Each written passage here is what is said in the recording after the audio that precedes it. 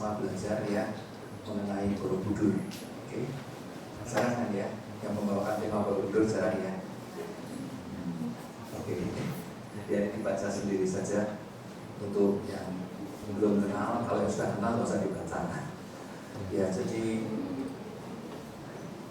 saya lihat di Indonesia ini jarang sekali yang duta dharma yang membawakan mengenai Mahasiswa Borobudur. Jadi saya pikir ini berpikiran saya 10 tahun yang lalu gitu. Kenapa kita tidak menjadi ahli di bidang Borobudur gitu. Karena Borobudur kan merupakan suatu pusaka warisan dari leluhur tanah air kita sendiri, ya kan? Kenapa para penelitinya itu orang-orang luar negeri gitu? Kan ini aneh gitu. Nah, bermula dari pemikiran itu, maka saya cukup mendedikasikan hidup ya untuk meriset Candi Borobudur. Di samping saya juga penerjemah kitab suci Tipitaka dari bahasa Pali ke bahasa Indonesia ya. Bapak Ibu sudah tahu gitu. Kemudian ketika saya mempelajari Borobudur, ternyata wow gitu. Banyak sekali dharma yang bisa kita petik dari stupa ini. Ya. Jadi ini kan saya mulai saat itu saya seringnya bicara ceramah mengenai Borobudur gitu. Ya. Oke. Saat ini Borobudur itu berada di puncak popularitasnya, lagi terkenalnya, lagi hype gitu ya, lagi trending banget. Setiap tahun itu ada mungkin sekitar 10 juta umat manusia dari seluruh dunia mendatangi Borobudur. Kecuali Anda mungkin. Siapa yang belum pernah ke Borobudur? Yang belum pernah? Oh, sudah pernah semua? Siapa yang pernah? Angkat tangan. Oh, banyak ya? Oh, ini berarti sering ke Borobudur. Banyak wihara yang belum pernah, Bapak Ibu. Yang pernah mungkin 10-20% gitu loh. Nah, ini bagus gitu. Tepuk tangan buat kita semua dulu. Ya, sudah bagus. Tapi kalau Anda ke sana, Anda datang sebagai turis. Apa bedanya dengan non-Buddhis? Yang datang ke Borobudur itu 95%, mungkin 98% adalah non-Buddhis. Jadi saya juluki Borobudur itu adalah sebagai agent Buddhis atau Buddhis ambassador ya, yang bisa mengenalkan Dharma kepada non-Buddhis. Kalau saya ceramah begini kan ya datang Buddhis 98%, 99% Buddhis, ya kan? Nah, bodoh-bodoh ini diam-diam aja tuh didatangi 99% non-Buddhis.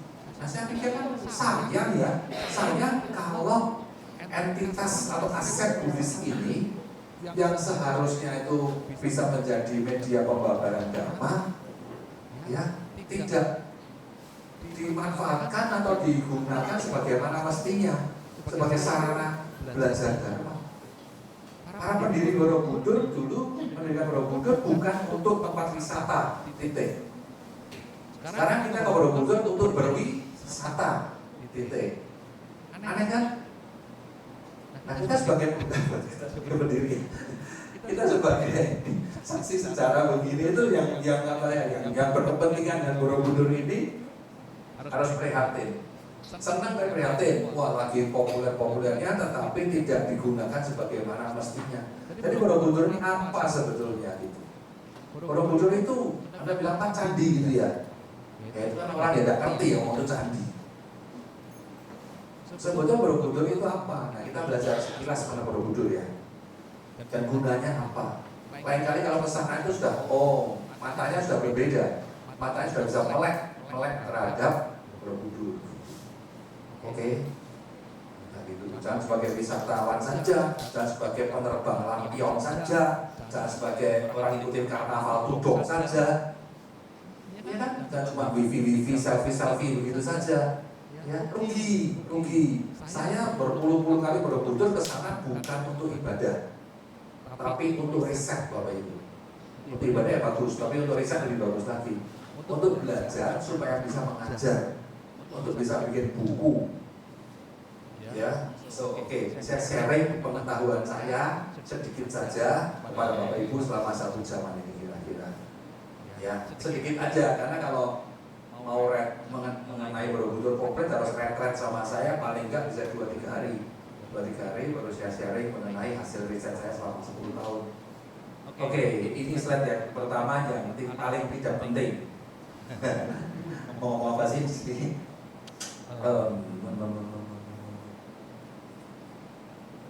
Nanti Bapak Ibu sudah dikasih buku semua ya.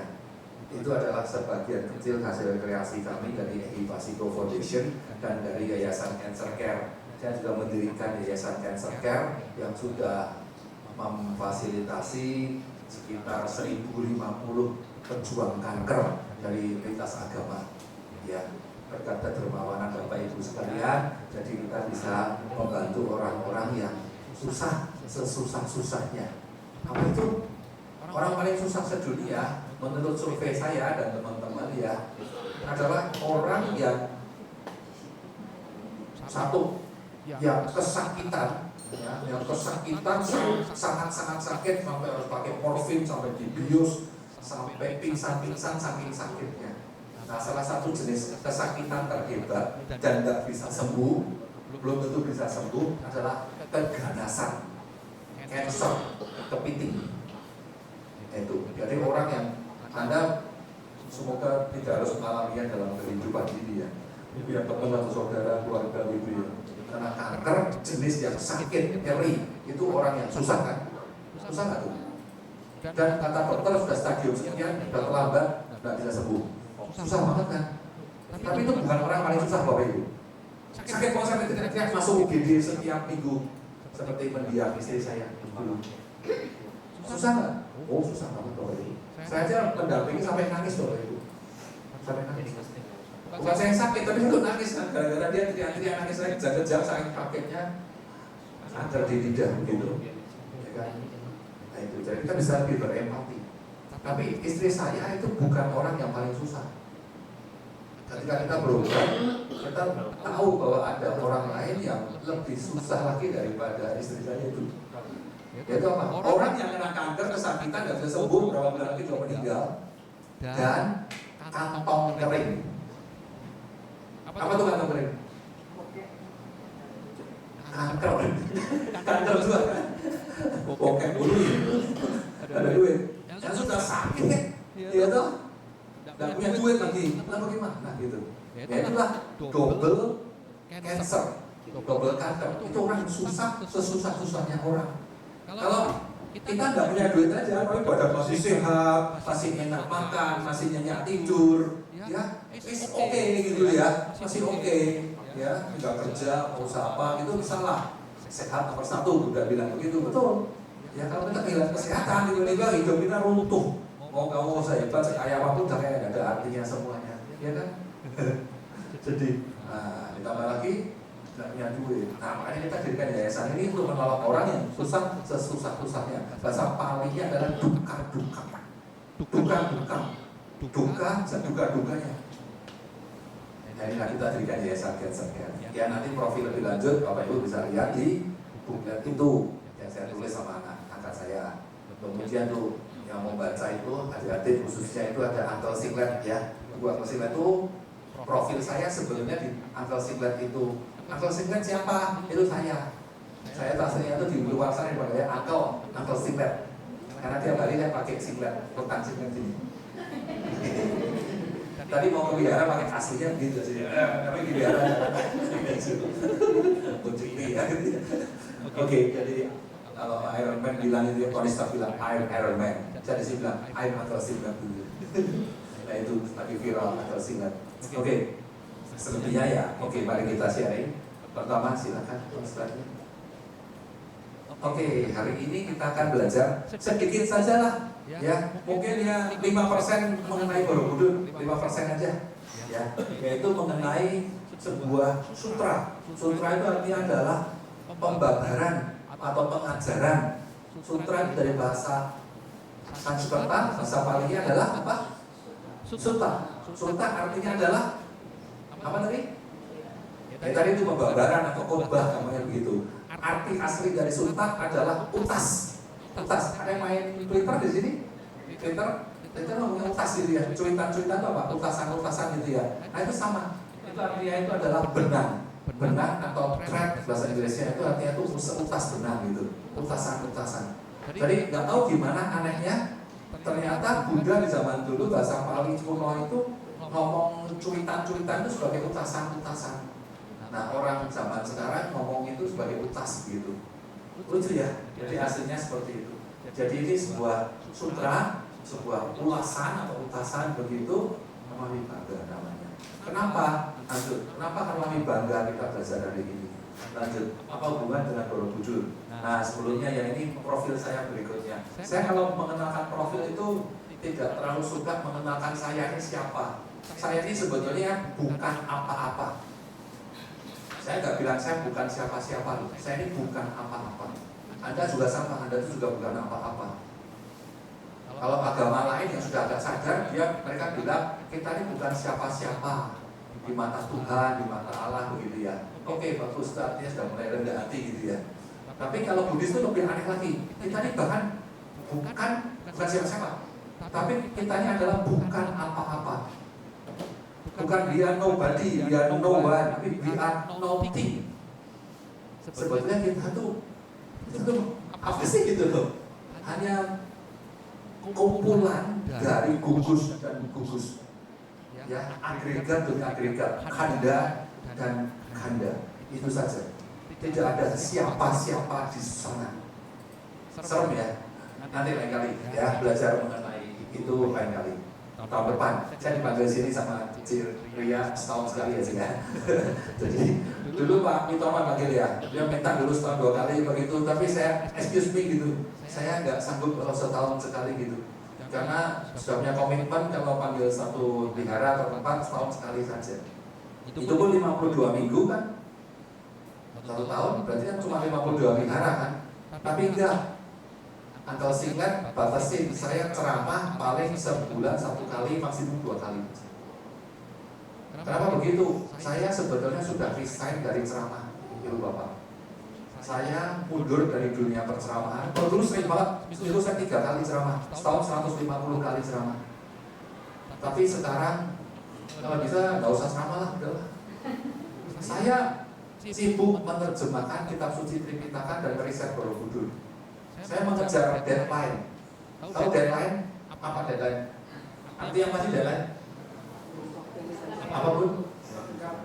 Tenggat waktu. Bahasa Indonesia kamu perfect, sempurna. Tenggat waktu. Tapi Angkel nggak sebagus kamu bahasa Indonesia. Bagi Angkel deadline itu adalah garis kematian. Jadi saya mengejar kematian saya, Bapak Ibu. Saya menerjemahkan kitab suci Tripitaka, rencana saya 20 tahun. Sekarang sudah jalan 7 tahun. Dan kecepatan saat ini, ekstrapolasi saya berubah dari 25 tahun. Waduh, perlu nambahan umur lagi. Umur saya 55 sekarang. Saya butuh 18 tahun lagi. 55 tahun 18 berapa? 73 kan? Doakan semoga saya cukup umur ya. 1 gitu ya. Moga-moga cukup umur untuk menyelesaikan seluruh Tripitaka dari bahasa Pali ke bahasa Indonesia. Sekarang sudah dapat 15 kitab, sudah sekitar baru sepertiga, 35% saja. Masih 2/3 lagi. Ibaratnya journey to the west. Ya, perjalanan ke barat ini Tong Samcong gitu ya. Ini ada Han Samcong gitu ya.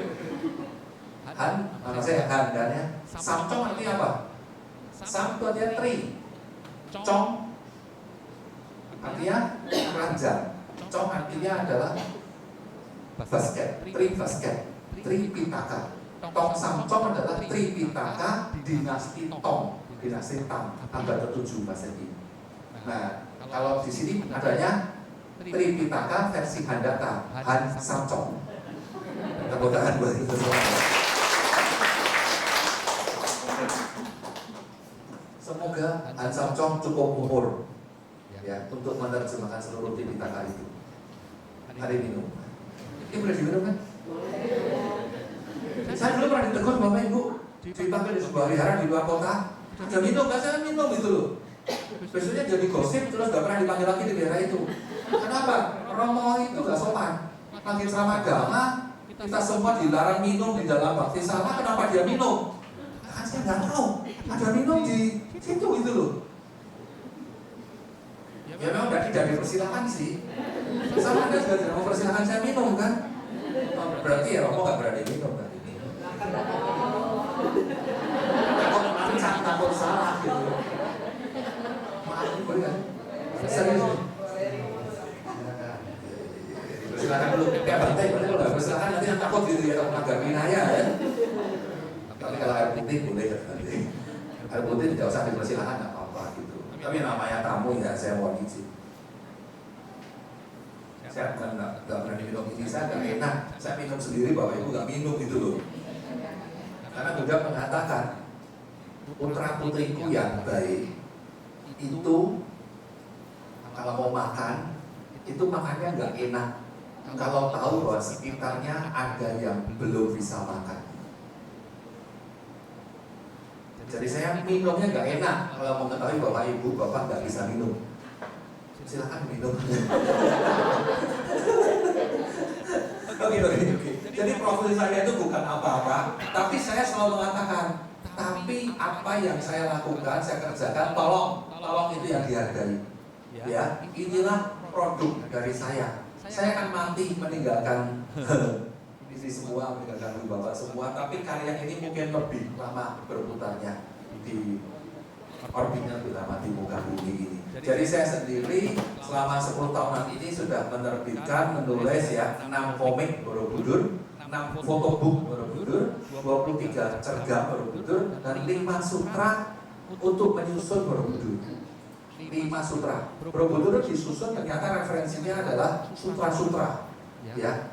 Yang paling terkenal 5 sutra ini karena disusun untuk bentuk bikin relief-reliefnya.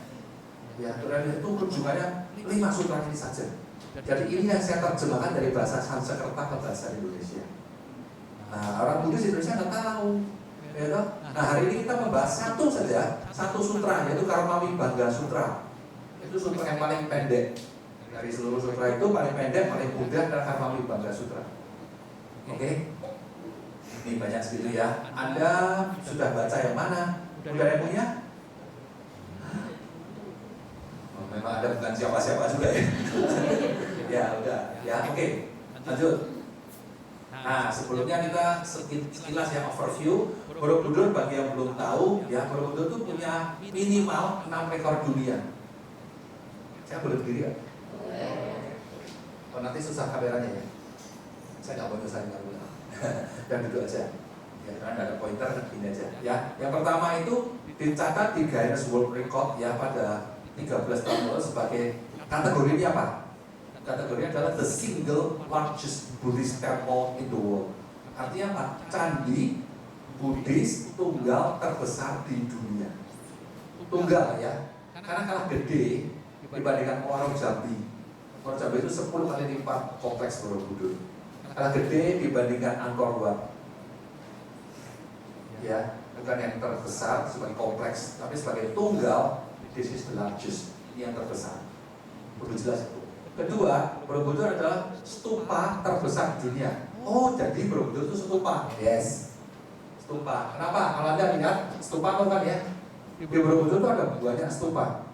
Ada di bawahnya itu ada 1472 stupa kecil. Yang agak medium size itu di atas itu ada 72 di stupa induk atau puncaknya 1 stupa, ya kan? Total sekian stupa ditambah 1 lagi yaitu seluruh tubuh Borobudur itu sendiri adalah stupa. Nah itu stupa kan bentuknya kayak gundukan, ada lancipnya gitu kan. Nah itu seluruhnya. Jadi Borobudur apa? Candi. Ya iyalah, candi batu-batu itu tahu lah. Tapi apa? Stupa sebetulnya. Sejatinya ini adalah maha stupa. Stupa gede. Ya. Kemudian nomor 3, rekornya adalah bangunan dengan jumlah stupa terbanyak di dunia. Yang saya jelaskan tadi itu, yang paling banyak di dunia. Ada totalnya adalah berapa tadi itu? 1.545 stupa. Ya, ditambah satu lagi, 1.546. Satu apa? Ya seluruh Borobudur itu ada stupa sendiri. Oke, nomor 4. Ini adalah mandala terbesar di dunia. Kalau dilihat dari kacamata burung, ya, burst eye itu dari pakai drone begitu, kelihatan itu kotak-kotak dalamnya ada lingkaran, itu namanya mandala. Mandala artinya adalah lingkaran atau circle yang ada kotak luarnya, ini bentuk pakemnya mandala, ya. Itu lambang semesta, lambang kefanaan, semesta fana, anicca, ya. Jadi itu adalah bangun dengan rumus mandala terbesar di dunia, ya, dari rekornya 4 itu. Dan bahkan Maha Mandala ini saya declare, saya nyatakan ya setelah saya riset seluruh dunia, ini adalah mandala terbesar, dan terbesar ya, yang bisa dinaiki, boleh dinaiki sampai puncaknya. Cuma di negara lain nggak boleh ngomong, nggak boleh. Ada paling hanya sampai lantai 1 atau lantai 2-nya saja. Jadi kita ini boleh penean atau memanjat-manjat stupa, mahastupa, bangunan agung ini cuma di Borobudur. Bagus atau jelek? Salah ya, saya salah ya. Mau bilang bagus, nanti cepat rusak. Mau bilang jelek, waduh kok gak asik juga, gak bisa naik gitu ya. Sebenarnya bagus Bapak Ibu, karena para pendiri Borobudur itu membuat ini memang untuk dinaikin, untuk melakukan studi, puja, kegiatan ibadah Buddhis sampai di puncaknya. Bukan didesain untuk di bawah saja dari jauh begini-begini seperti cedi-cedi di Thailand, seperti pagoda-pagoda di Myanmar, ya, Swedagon segala macam itu, di Bagan ada Ananda Temple, nggak bisa naik ke atas ya. Atau di Kathmandu, di Swayambuna, di Budana, itu hanya bisa sampai di kakinya stupa saja. Ini mah didesain bisa untuk manjat ke atas. Wow. Dan terima kasih untuk para pendiri. Cuma ya pakai aturan. Sekarang Borobudur tua kita ini makin lama makin ambles. Karena berat badan kita sendiri ya. Dan saya apa ya kurus-kurus, karetnya separuh gitu ya. Karena yang kegemukan ini harus bayar double gitu ya. Membebani candi lebih banyak lagi. Oke. Nah candi, tadi saya ngomong candi. Candi itu artinya apa sih? Candi itu dari kata cedi, bahasa Sanskerta. Kalau bahasa Palinya adalah caiti, ya, caitia. Tahu kata caitia? Itu candi, cedi, caitia, ceti itu sama. Yang itu artinya untuk. Jadi caitia itu adalah untuk ceti, untuk candi. What is the meaning of ceti? You know the meaning of ceti? Apa artinya ceti? Ceti artinya adalah cita. Cita artinya apa? Pikiran. Jadi untuk pikiran. Bahasa Inggrisnya apa ya? For memorial. Untuk kenangan, untuk pengingatan. Supaya ingat dibuatin cetia, untuk diingat, untuk mengingat. Mengingat apa? Mengingat dharma, mengingat ajaran. Ya kan? Keren ya? Kalau bisa bahasa gaib ini asik gitu ya. Jadi ngerti kan? Candi itu artinya bukan bangunan batu, bukan ya. Tapi adalah cedia, artinya untuk mengingat, memorial, tempat kenangan, memorial ya. Tapi aslinya ini apa? Tempat pengenangan yang berbentuk stupa dan mandala, gede banget. Rekor kelima adalah bangunan dengan jumlah relief terbanyak di dunia. Total ada 2.672 panel relief. Ya, 1.212-nya adalah relief dekoratif. Sisanya 1.460 adalah relief naratif. Maksudnya apa? Dekoratif itu cuma dekor-dekor, bunga-bunga begini ya. Ini dekoratif. Kanan kiri kan ada relief sela-selanya itu ya, dindingnya itu dihitung terus 1.212. Nah, di sininya naratif. Naratif itu narasi cerita. Jadi ada ceritanya. Ya, seperti itu. Nah, kita mau bahas yang 1.460 relief naratif itu pagi ini. Banyak banget ya. Itu sudah saya potretin satu-satu, ladies and gentlemen. Sudah saya tulisin satu-satu ceritanya, captionnya. Sudah saya terbitkan jadi satu buku. Banyak buku tadi, 40 buku sebetulnya. Tapi ada satu buku kecil gitu untuk buku pandu. Kalau Anda ke sana, bisa wisata ke sana, pilgrim ke sana, ziarah atau ibadah ke sana sambil membawa buku panduan kecil ini. Kiri, kanan, kulihat saja. Banyak relief ajaib gitu ya. Asik. Rekor ke-6 adalah ketika dipugar, itu ternyata arsip pemugaran Borobudur ini paling tebal, paling banyak di dunia, melebihi piramida di Meksiko, Yucatan sana, melebihi Angkor Wat di Siem Reap, Kamboja, melebihi pemukaan di Swedagon atau bahkan 2000 bahkan tempel di Myanmar tengah sana, ya, lebih dari Potala Palace di Tibet sana, paling tebal, paling banyak itu, ya, arsip-arsip pemugarannya adalah Borobudur. Jadi rekor dunia juga, ya, ini 6 rekor dunia yang sangat jelas. Lanjut, nah, biar makin sayang. Nah, 1200 tahun Borobudur. Kenapa? Tahun lalu adalah tepat 1200 tahun Borobudur didirikan, ya, persis 1200 tahun. Kita rayakan waktu itu, bikin seminar-seminar semacam ini. Oke, slide.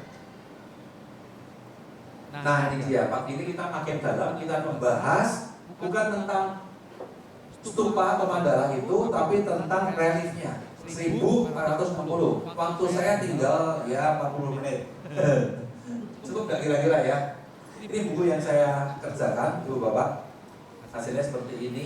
Jadi relief itu ternyata ada 1460 dan ini dibikin berdasarkan 5 sutra. Yang paling bawah, saya tunjuk dulu ya. Yang paling bawah ada Karmami Bangga. Ini lantai terpendam, lantai misterius di bawah itu ya, terpendam. Kenapa dipendam? Nanti saya jelaskan.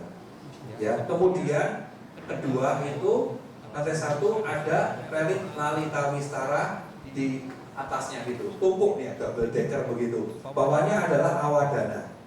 Ya, kemudian seberangnya sini Jataka ada 500 relief. Awadana juga di lantai 2-nya total 220 panel. Lalita Wistara itu kehidupan Buddha 120. Kemudian yang paling banyak di level J Samsu 234 adalah relief dari Sutra Gandhavyuha. Jadi Anda bisa curiga di sini sebetulnya apa jumlah relief yang paling banyak? 5 ini. Ini sutra semua ya. Paling banyak dari Gandhavyuha Sutra kan. Jadi kalau ditanya saya, Romo, Borobudur itu didirikan referensi utamanya apa? Referensi utama kalau single sutra adalah Gandhavyuha. Karmami Bangga Sutra itu pondasinya, first of all, in the beginning. Awal-awalnya sebelum belajar macam-macam, belajar sekolah dasar dulu, yaitu Karmami Bangga. Pagi ini kita membahas hanya yang level dasar. Di lantai terpendam yang misterius. Anda kalau ke sana tidak bakal lihat relief-relief itu. Why? Terpendam. Halo, terpendam. Tapi Anda bisa lihat nanti gambar-gambar foto-fotonya sebagian. Kenapa bisa begitu? Foto-fotonya itu dulu terpendam, nanti Anda bisa ngomongin lagi. Banyak misteri soalnya, banyak lebar. Saya kalau ngomongin 2-3 hari Bapak Ibu, ini cuma 30 menit gimana cara ngomongnya ya. Jadi tujuan Borobudur dibikin, tujuannya, kalau saya sebagai seorang konseptor seni, ya, tujuan Borobudur ini adalah bikin suatu media aja, bikin slideshow gitu loh, bikin komik raksasa, slideshow dalam bentuk apa tadi itu stupa garis miring mandala. Bukan stupa biasa, nggak ada stupa lain di dunia yang gambar relief begini. Ada cita-citanya, bukan asal-asal comot di orasi udah loh. Runut komplit Bapak Ibu, sengaja dibikin. Jadi saya tanya, ini sengaja bikin khusus tujuannya bikin stupa mandala atau bikin komik gede? Komik gede jawabannya. Bentuknya apa? Bisa aja papan seperti ini. Oh enggak, kurang keren. Dibikin biar keren dong, bentuknya stupa, bentuknya mandala. Jadi Borobudur adalah komik raksasa. Oke, buat apa bikin komik? Buat sarana bantu mengajar visual. Jadi memang untuk presentasi begini. Kenapa saya kalau mengajar selalu pengen berdiri? Seperti zaman dulu saya menjelaskan tentang relief Borobudur, kan saya begitu, 1, 2, 3, 4, begitu jalan. Ya kan? Kalau saya pendiri Borobudur ya, seperti itu. Katanya makhluk-makhluk halus, saya ini pendiri Borobudur dulu ya. Makhluk halus. Boleh saya boleh enggak? Ya, jadi ini tujuannya utamanya adalah untuk relief khususnya Gandhavyuha. Why 5 ini? Kenapa bukan yang 6, 7, 8, 9, 10? Itu nanti lebih mendalam lagi. Karena intinya Bapak Ibu, ini adalah bangunan 10 lantai, kita dari level 1 sampai level 10, 0 sampai 9 ya. Kenapa ini 0 bukan 1? Karena underground, tertutup fondasinya. Ya, tapi total 10, ini ada 10 tingkat untuk menuju kebudayaan. Jadi ini jalan atau jalur atau peta spiritual dari manusia biasa menjadi bodhisattva, menjadi sama-sama Buddha. Levelnya begitu. Oke, kira-kira begitu. Jadi cerita tokoh utamanya adalah nih. Apa itu? Tokoh utamanya bukan Buddha di bagian relief ini. Cerita-ceritanya mengenai bodhisattva. Saya lebih suka menyebut bahwa Borobudur ini adalah bukan candi Buddha, tapi candi bodhisattva. Karena Buddhanya itu diam saja di ujung sana. Di lantai puncaknya pun tidak ada Buddhanya. Di stupa kosong itu atas itu tidak pernah ada Buddhanya. Kalau ada bilang ada Buddha di dalamnya, itu omong kosong. Saya akan melawan teori itu. Karena di level stupa Indo, biarpun dicurigai pernah ada Buddhanya, konsepnya tidak demikian. Itu adalah level Dharmakaya. Dharmakaya itu tidak ada aku, tidak ada kamu, tidak ada Buddha. Adanya kekosongan. Jadi harus tidak boleh ada Buddhanya. Lambangnya adalah stupa saja. Stupa hidup ini aja. Buddhanya di bawah-bawahnya boleh. Ya itu lain cerita nanti. Itu biasa saya argumentasi sama para arkeolog dan para pakar-pakar Buddhis dunia. Ya ini teori baru saya sendiri. Lain kali.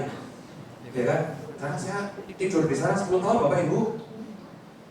Kalau saya tidak punya teori baru, masa kalah sama para arkeolog bule-bule Belanda, Italia, semacam itu.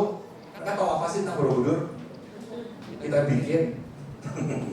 Kita punya gitu ya. Harus begitu. Betul nggak sih? Iya loh. Oke, kembali ke sini. Ya. Jadi sampai di mana? Ini dominan bangunan ini dibikin bukan untuk candi biasa, tapi untuk alat peraga. Ceritanya kenapa dipilih ini, kenapa dimasukkan ini? Because ini adalah peta para kita untuk menjadi bodhisattva, menjadi Buddha. Buddha itu tujuan kita di sini. Tapi bukan mendongengkan tentang ini. Dongengnya adalah tentang bodhisattva. Apa buktinya Romo?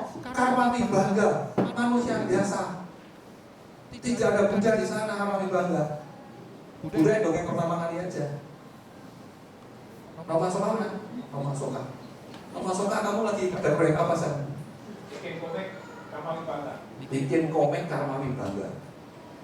Di cita-cita kan baca semua kan? Di religiusnya ada cerita mengenai Buddha nggak? Nggak ada.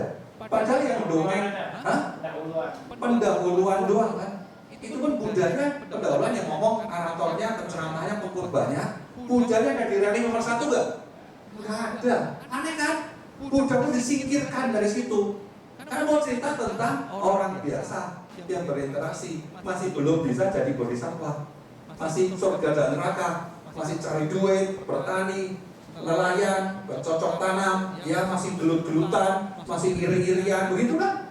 Like you and me lah, orang biasa banget. Tapi sudah diajarkan, kalau baik masuk surga, kalau jahat masuk neraka. Nah, pelajaran yang seperti itulah. Tapi karma vibhangga ini yang kita bahas hari ini. Anda sudah bosan mungkin ya dengar cerita karma ya. Gak usah aja ya, ganti topik aja ya. Tunggu dulu. Ini adalah sutra karma vibhangga. Saya hari ini tidak membahas relief, saya membahas sutra Bapak Ibu. Sutranya, sumbernya. Ini relief buat bahasa basi aja. Sutra karma vibhangga artinya apa? Nanti saya jelaskan. Anda akan mendengarkan teori karma yang belum pernah Anda dengar dari pendeta Romo Biksu manapun, I believe. Karena ini adalah kalau Anda tanya, hey Buddha, ajar Buddha apa-apa, tentang karma. Oh iya jelas tentang karma. Ajar di mana? Paling begini-begini gitu kan ya.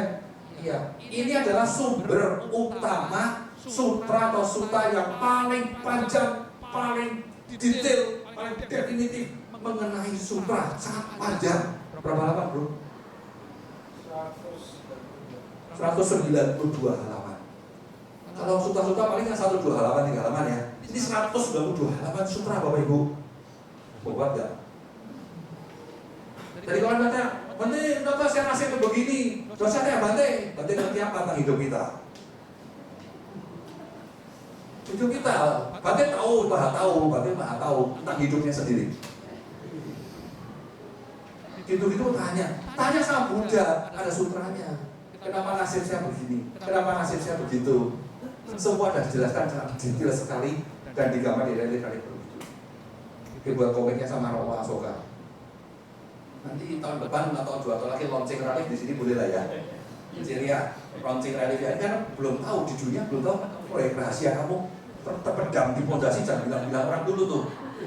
Kayaknya di pondasi di tanah itu dulu, bukan tanah lagi itu udah dikasih batu-batu andesit volcano lagi, nggak usah digali lagi. Kasihan, jangan bilang-bilang ada proyek ini ya. Nanti kita launching pertama Jakarta di sini boleh ya. First copy buat ada semua tanda tangan masuk. Saya mau jujur. Yang punya proyek. Oke. Ya, jadi pertama cari dulu. Ini Bodhisattva, ini candi Bodhisattva, bukan candi Buddha. Ya. Nah, itu kemudian apa tuh? Lalita Wistara. Itu cerita tentang apa? Cerita tentang Bodhisattva yang menjadi Siddhartha Gautama itu. Siapa namanya? Bodhisattva yang menjadi Buddha Gautama. Siapa nama Bodhisattvanya? Halo, ini siapa namanya? Pangeran Bud, jauh Bud. Salah Bud. Orangnya benar. Tapi di dalam Lalita Wistara beliau namanya bukan Siddhartha, namanya Sarwa Artasida. Disingkatnya adalah Siddhartha. Sarwa itu sarwa, semua, sabe. Sarwa arta itu adalah asa atau harapan. Harapan kalau bahasa Jawa sekarang arto artinya duit. Karena orang zaman sekarang harapannya duit semua. Arto itu ya. Pokoknya gitu ya. Karena arta itu artinya asa atau pengharapan.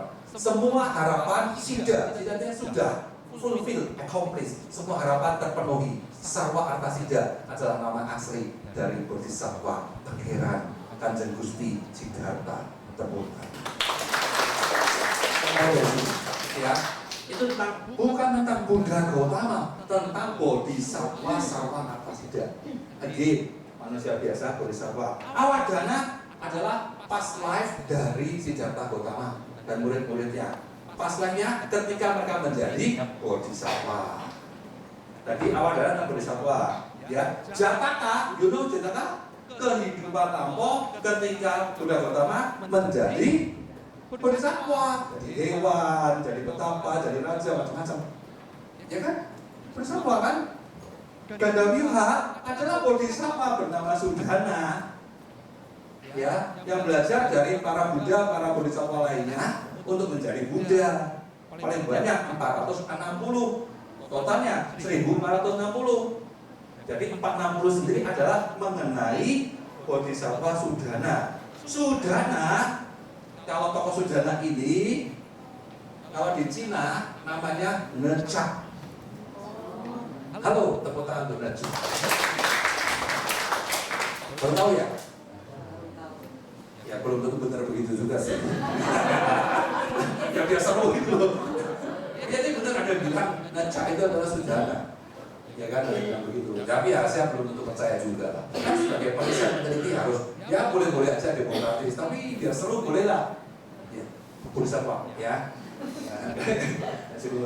Tapi hari ini kita ngomong ya 160 saja. Pelak tanpa bangga. Lanjut. Bodhisattva semuanya.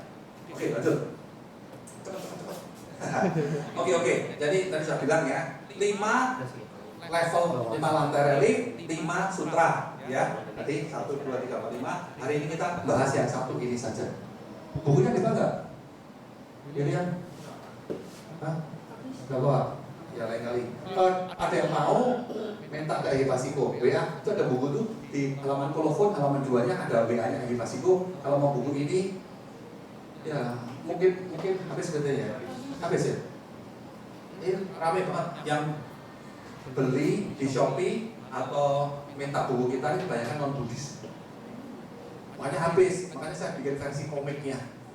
Karena teksnya 122 halaman ya. Komiknya berapa? 122 halaman. Teksnya berapa halaman? Bukunya? 200-an tidak gitu ya. Itu. Jadi bukan bikin komiknya seperti Spirit Borobudur, rasanya komik raksasa itu. Ya. Oke, hari ini kita bahas mengenai ini. Ya ini lain kali lah. Ini sudah saya terjemahkan semua Bapak Ibu. Yang saya terbitkan baru 2. Ini Karita Wistara sudah ada, mungkin ini sekitar 900 halaman mungkin ya. Ganda Wiha ini paling panjang, sudah saya terjemahkan juga, mungkin 3000 halaman lah.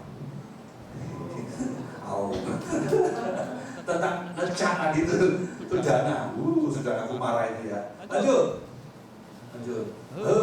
Oke, let's get it on. Kalau Anda ke Borobudur, Anda masuk selalu ke pintu timur di sini. Kemudian biasanya Anda langsung ke atas, ya kan? Dari lantai 0 sini, kemudian lantai 1 sini, masuk sini, keliling-keliling di atas sini kan?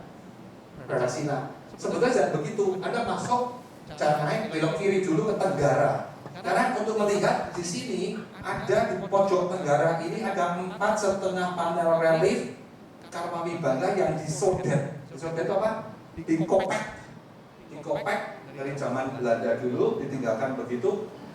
Ternyata ada, bisa lihat 4,5 panel relief. Sisanya di dalam batu-batu volcano ini terpendam. Buat apa dipendam seperti ini? Bukan karena vulgar, bukan karena alasan lain. Mari kita lihat. Lanjut. Next. Ya. Makasih ya, mari baca ya. Abad ke-9 dari zaman pendiriannya sendiri, ya bukan belakangan, sengaja ditutup supaya mencegah longsor. Karena kalau ini tidak ditutup, zaman dulu arsiteknya dan ahli sipilnya tuh teknik geosipilnya kan tidak secanggih sekarang. Ini bukit ditumbuh-tumbuh candi ini gobrok Bapak Ibu, longsor. Karena ini dia nggak longsor, pada tahan-tahan nggak tahan, ambles longsor, akhirnya ditambah pondasi. Akhirnya lantai 1 yang seharusnya dibuka seperti ini terpaksa ditambal. Excuse me. Ngerti ya maksudnya? Supaya nggak longsor. Mohon izin. Biar jelas gitu. Ya, nah seperti itu. Jadi nggak ada mitos lain. Sayang banget sebetulnya. Padahal sudah terlanjur diukir 160. Ya, sayang banget ya. Nah, tahun sekian 1885 ditemukan oleh insinyur Belanda ini, namanya Isserman ini. Ya, ditemukan kok curiga lagi pemugaran, loh ada sesuatu, ada relief. Dikira cuma batu-batu begini kan, ya udah biarin dah gitu. Ada sesuatu, ada gambarnya, ada komiknya di sana. Kemudian dia memerintahkan bongkar semuanya, ya. Kemudian take picture, panggil fotografer nomor 1 di Indonesia. Waktu itu fotografer kesayangan Keraton Jogja, Sultan, ya. Panggil itu ya. Dari fotografer kasihan Cepa, Wong Jowo, namanya kasihan. Kayak orang Rusia namanya, ya. Kasihan. Dia keren kan, dia kan, nomor kasihan gitu kan ya. Kasihan, Mr. Kasihan gitu kan ya. Ya, nah, izin foto-foto, ya. Kemudian segera ditutup kembali. Foto-foto ditutup kembali karena tak longsor lagi kan. Bahaya ya. Berkat foto kuno 135 tahun yang lalu inilah, itu satu-satunya sumber eksistensi pembelajaran dari naratif di situ. Itu museum itu sekarang menjadi properti dari Museum dan Universitas Leiden di Belanda. Nah, saya dapat foto-foto itu Bapak Ibu, maka tak terbitkan jadi komik dan jadi sutra Karma Wibangga itu. Kalau nggak ada itu saya juga nggak tahu dalamnya ada apa, kecuali kita bongkar bersama-sama gitu ya. Nah, kecuali kita pemerintah, penjajah berani bisa bongkar gitu ya. Dan itu dilakukan oleh penjajah Jepang. Penasaran juga Jepang. Ini apa negara saya, ini candi saya berarti gitu kan ya. Apa nih misteri-misteri, nggak ada, bongkar lagi. Tapi kemudian para arsitek kasih tahu, arkeolog kasih tahu, Yonjin, ya, konnichiwa, you bongkar begini, ya, ohayo gozaimasu lah pokoknya lah, bakari masa gitu lah, apa itulah, gato, ya, tutup lagi, takut longsor lagi, waduh macam. Tapi Jepang nggak bisa, nanti ada misteri-misteri apa harus kami ini ya. Akhirnya disisakan 4,5 panel Bapak Ibu. Tetap biar buat kenang-kenangan. Ya berkat Jepang kita bisa lihat buktinya. Makanya kalau naik ke Borobudur, pertama kali harus belok kiri untuk melihat ini Bapak Ibu. Oke? Kalau udah ada bablas terus ke puncak, nah kelihatan Karmawi Bangga makin misterius. Lanjut. Nah, begini. Ini hasil foto kuno. Pak, kasihan itu ya. Kasihan gitu ya. Ya, bukan foto saya.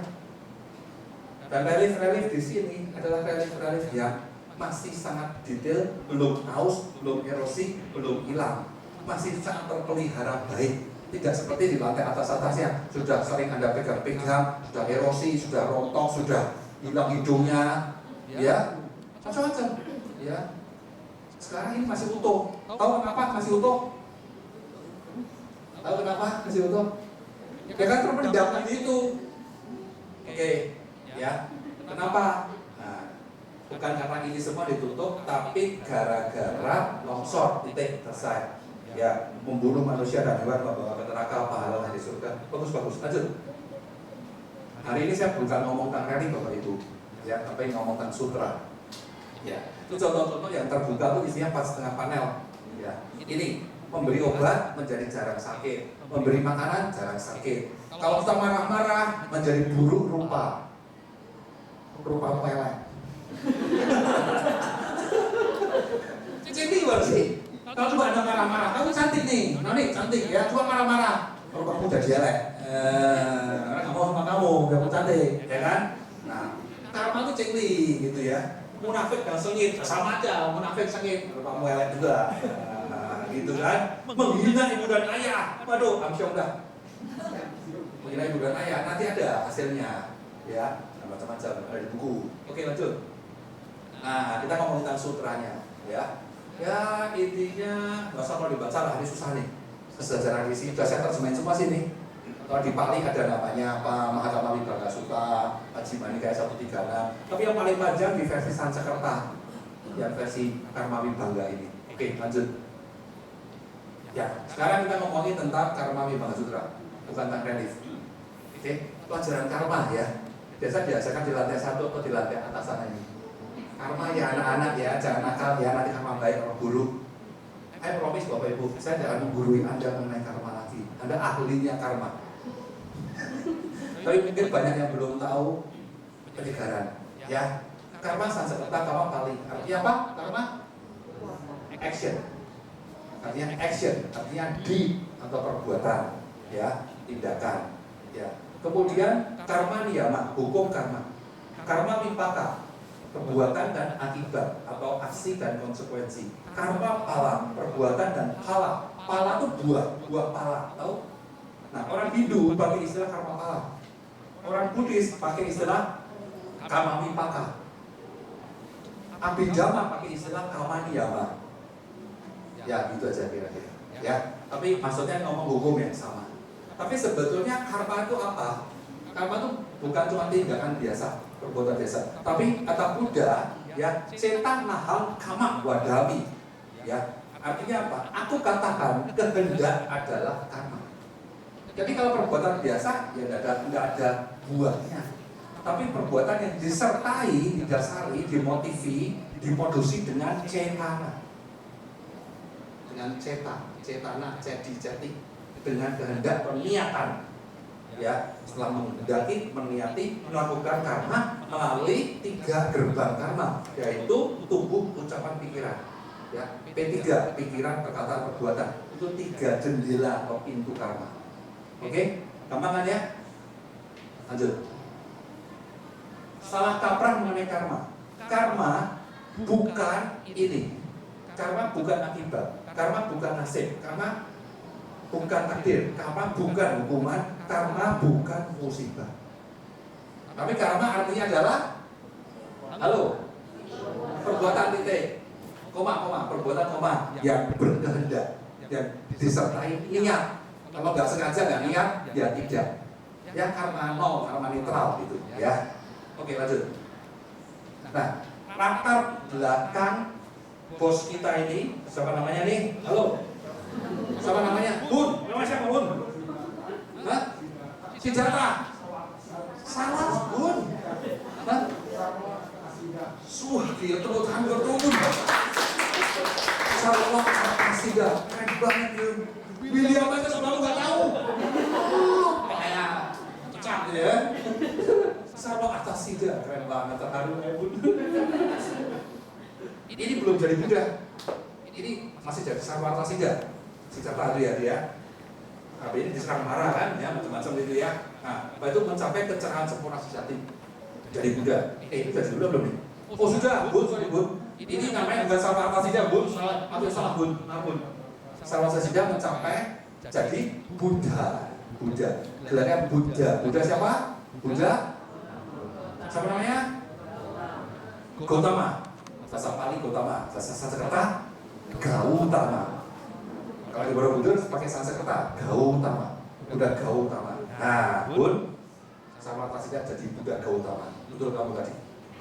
Betul 2-0. 2-0. Kamu kalah. Ya. Nah, asalnya ajaran karma dari Buddha Gautama itu berasal dari hasil kecerahan sempurna ini. Karena beliau mendapatkan atau meraih mencapai 3 wija, 3 pengetahuan. Yang pertama itu mengenai apa? Romo Andreas, mana Romo Andreas tadi? Tentang pertama 3 wija malam. Nah, tentang past life. Nah, tentang past life, kemudian kedua mengenai karma. Nomor 3 mengenai asawa kaya, pencabutan atau pembasmian kotoran batin, aliran muda, aliran batin. Jadi 3 itulah 3 wija, ya, Trisuci Waisa itu yang cerita ini, Triwija, 3 pengetahuan. Nah, pengetahuan tentang karma ini ya adalah pengetahuan kedua. Jadi beliau ini bisa tahu makhluk itu meninggal akhir jadi mulia, rupawan atau rupa elek tadi itu di tempat sana tempat sini, bagaimana makhluk terhadap sesuai karma mereka.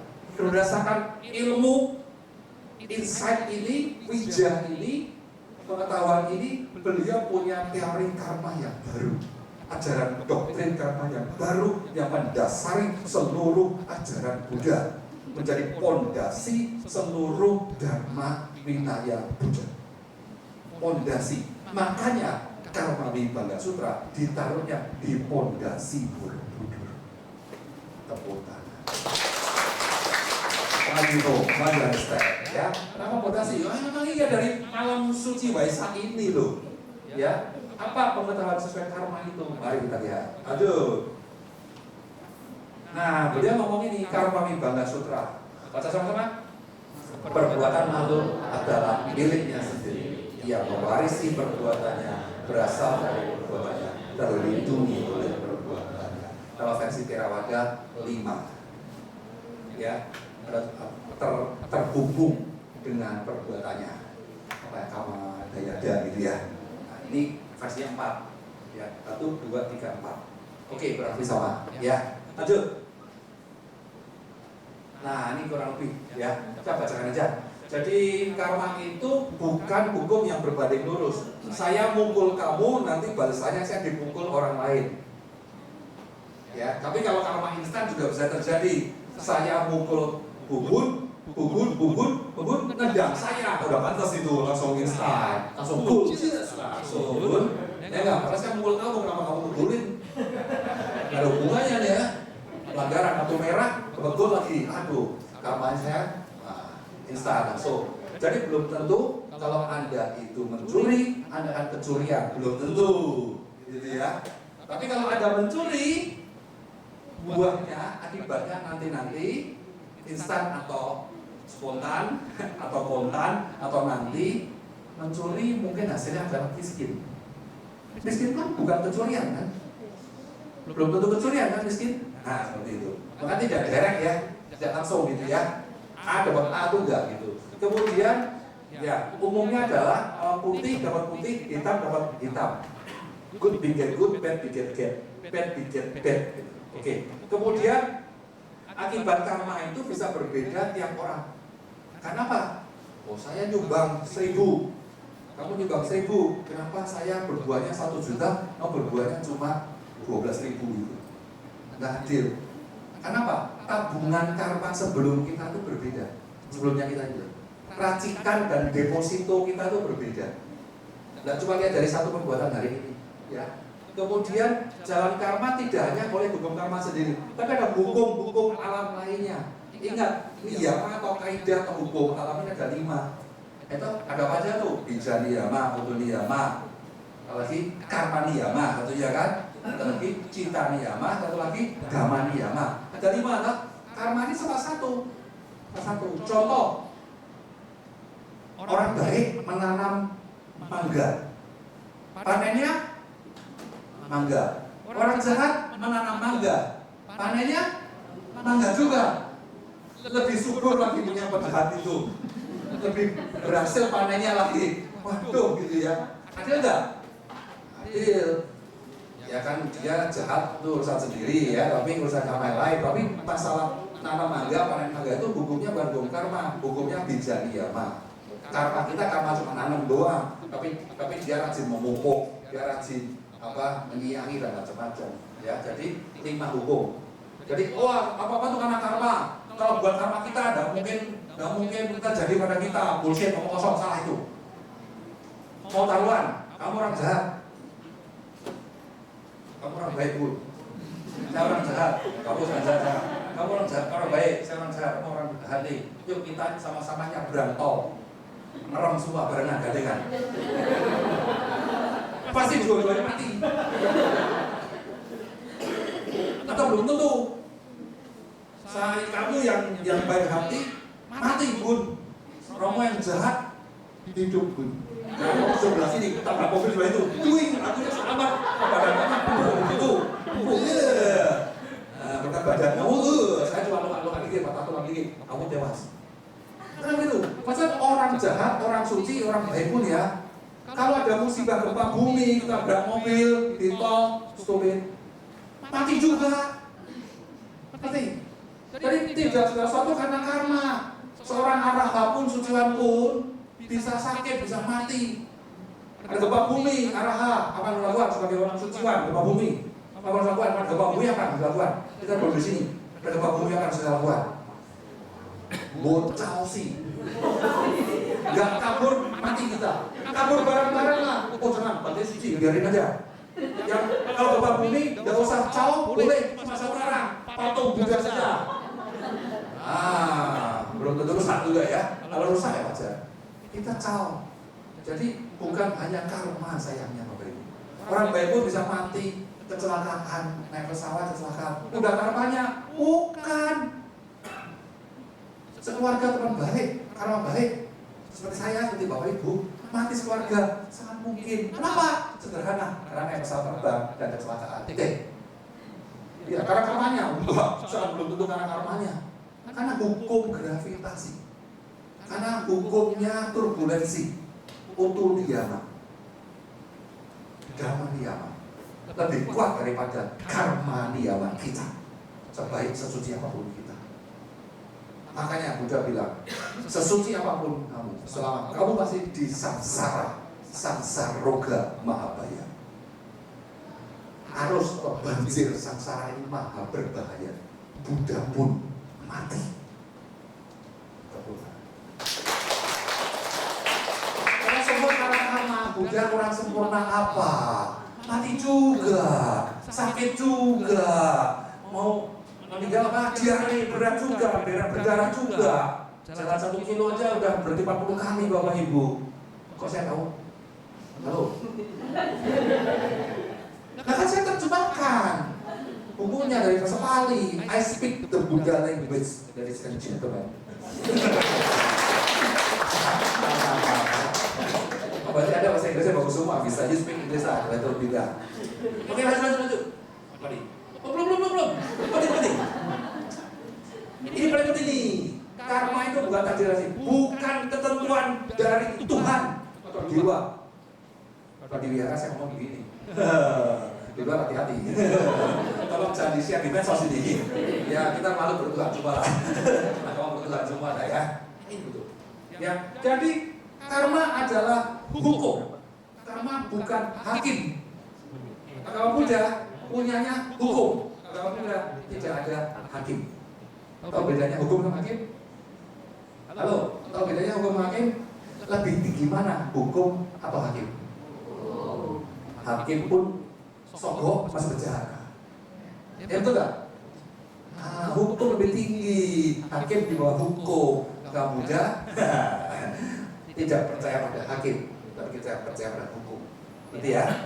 Oke, pengalaman tertentu. Nah ini dia. Jadi apapun karma racikan kita, ya, tapi kita ini bukan hanya menikmati hasilnya. Kita selalu punya tanggapan bebas, free will, William,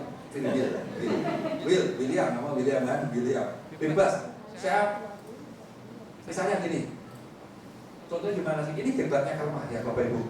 Saya ini hari ini sedang berbuah karma buruk misalnya. Contohnya apa? Saya datang ke wihara, sudah berbuah karma buruk, kepleset misalnya. Kepleset, jatuh tangga. Udah, kakinya satu sliding kakinya ya akibatnya apa? Disunat dulu. Seleo, ayo coba kena ya. Seleo, sakit nggak? Sakit. Harusnya sebagai orang yang jatuh sakit, saya harusnya marah-marah dong. Wah sialan gitu ya, maki-maki wihara apa gitu ya. Harusnya gitu kan? Bisa kan? Oh gitu saya nggak mau dipanggil sama Ciriani. Kali kapal saya ke wihara ini, lantainya licin ini, nyalain pria, nyalain lantai, nyalain wihara, nyalain bugal gitu. Ya toh? Bisa gitu kan? Bisa nggak? Respon kita bisa begitu nggak? Reaksi kita bisa kan? Dan biasanya begitu sih. Kalau nggak pun kurang-kurang, nggak apa-apa, tapi dalam hati tapi karma bukan begitu. Karma adalah pilihan atau kehendak bebas kita saat ini. Biarpun saya kakinya patah pun, gak cuma kesleo, patah pun, dalam hati, luar dalam, aku tetap ngomong, aku rapopo, santai aja, I'm okay, gak marah, gak komplain, gak blaming, gak menyalahkan siapapun. Bisa gitu gak? Karena apapun nasib buruk yang terjadi pada saya punya tekad, aku orang popo, I'm okay, fine, thank you. Biar nanti kepleset lagi gimana? Orang popo lagi. Kan baru patamayampi. Umat Buddha biasanya tatiapi kan? Jadi baru kepleset patamayampi pertama kali itu kan orang popo. Tatiapi gimana Romo? Orang popo. Tatiapi, umat Buddha sejati. Aku orang popo terus. Jadi maksudnya kan? Jadi nggak apa-apa. Jadi misalnya kamu khianatin saya, kamu rugikan saya, kamu cambuk saya, kamu gergaji saya, kamu pentung saya, I'm okay, fine, thank you. It doesn't matter. Nothing really matters. Nothing personal. Nah kita punya sikap bebas, bertindak bebas untuk tidak menciptakan karma buruk berikutnya. Tapi I'm okay, it doesn't matter. No worry, lanjut. Nah itulah karma. Menyeramkan. Ini menurut Abhidhamma Sanggaha, menurut sutra, ini menurut Abhidhamma. Jenis-jenis karma berdasarkan liat, baik atau buruk, fungsinya bisa menghasilkan penguat, pelemah, penghancur, waktunya berbuah, kehidupan sekarang atau kedua berikutnya atau berikutnya lagi. Bisa juga ahosi. Ahosi itu tidak menjadi ya, tidak kejadian, tidak kejadian gitu loh. Jadi kadaluarsa gitulah. Bisa. Kenapa bisa kadaluarsa sebuah karma? Karena ada faktor penguat, pelemah, penghancur ini. Saya pernah bunuh orang, pasti masuk penjara dulu? Bukan, belum tentu. Kalau saya suka fanseng sejuta kali, mungkin saya tidak masuk penjara. Bisa jadi, atau tidak terbunuh oleh orang lain. Bisa cuci karma, ya. Jadi cuci karma, ya. Karma bisa dicuci oleh siapa? Oleh kita sendiri. Bisa diencerkan, bisa dikentrolkan oleh kita sendiri. Bisa dicuci, bisa dikotori oleh kita sendiri. Aduh, bisa juga tidak berdampak. Tempat berbuahnya bisa di alam nafsu, alam rupa, 31 alam. Tanpa rupa, bisa di 31 alam. Bahkan di luar ini bisa. Karmanya berbuah, melontarkan kita ke nirwana, nibbana. Sehingga menjadi mau, tidak berbuah lagi. Ya, itu buah tertinggi. Lanjut. Oke, sekian saja. Kita baru mulai, 15 menit lagi selesai. Next. Nah, saya baru mulai di sutranya. Oke. Nah, singkat cerita, sutra Karma Wibangga ini, Bapak Ibu, dimulai dari Buddha, tidak ada di rally. Saya buatin momennya. Ya, Buddha menceritakan ada seorang bernama Todia. Todia ini kikir sekali. Ya, buat beli lipstick buat istrinya aja nggak boleh. saya mau nih punya suami macam Togia, bukan kecil. Ya, aku beli kosmetik, nggak boleh. Buat apa? Kamu udah cantik, gak usah beli lipstik. Bener juga sih dia. Ya buat cantik banget lah. Orang kikir kan cantik sekali Bapak Ibu. Orang yang murah hati kayak Bapak Ibu kan orang bocili semua sebetulnya. Punya duit 1 juta dikasih vihara 200.000 kan bocili itu sebetulnya. Ya enggak? Harusnya punya becak piano diapain? Buat dagang nanti jadi 2 juta. Bukan diganakan. Cantik kan? Cantik kan? Itu pikiran dia. Manusia kikir, Bapak kikir ini yang mati jadi anjay. Karena begitu, suatu hari dia menghina Buddha, dia nggak pernah dana pada sangga segala macam itu, ya. Nah, Buddha itu katanya, kamu nih kerja cuma ngemis-ngemis makanan, ngaya, kerja lu ngaya. Bantin katanya begitu. Nah, suatu hari dia mati juga sih. Dia mati, dia saking melekat pada hartanya, kaya raya dia kan, dia lahir lagi jadi anak anjay. Di rahim anjay kesayangannya. Dia paling sayang bukan sama istri sama anak, paling sayang sama anjay kesayangannya. Why? Anjay ini menjaga hartanya, jaga rumahnya yang mewah. Betul?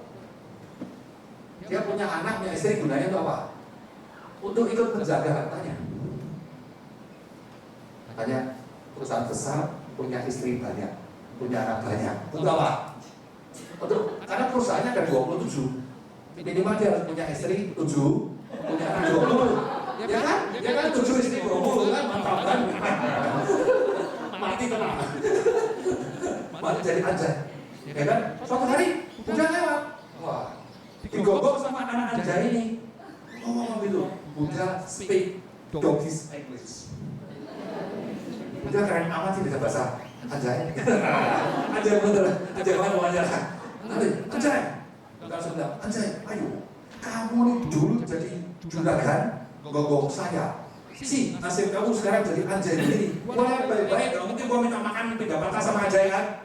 Curiga aja lu, sujon aja kamu gitu kan. Tetap digonggong-gonggong. Dia bilang, kalau kamu dari manusia tuh jadi anjay. Nanti kalau gini lagi, anjay mati-mati umur 10 tahun, langsung neraka lu. Gonggong Buddha lu. Buddha banyak moto, tapi ngajarin cara bimbang nomor 1. Jangan suka menghina Buddha gitu. Nomor 1 itu. Oh iya, takut dia. Kok?